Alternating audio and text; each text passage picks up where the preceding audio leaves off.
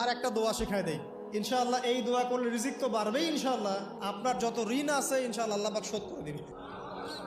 বিশ্বাস করলেন না?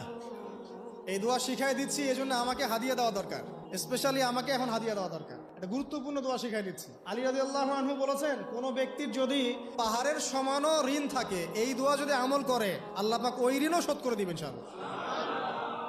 ঋণ কেমন জানেন? ওই যে এখন মানুষ ঋণ নিচ্ছে 1 কোটি টাকা ব্যাংক থেকে, 2 কোটি টাকা ব্যাংক থেকে, হ্যাঁ, কত বছর, 10 বছরের জন্য, 20 বছরের জন্য বাড়ি করছে, তাই না? তার ধারণা এমন যে সে মারা গেলে তার ঋণটা কেউ না কেউ শোধ করে দিবেই দিবে, তাই তো?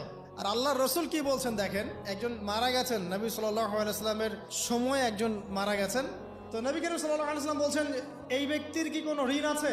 একজন সাহাবী বলেন, হ্যাঁ ইয়া রাসূলুল্লাহ, তো ঋণ আছে। নবীজি বললেন, তোমরা ওর জানাজা পড়ো, আমাকে ডেকো না, তোমরা ওর জানাজা পড়ে নাও, আমি জানাজা পড়তে চাচ্ছি না।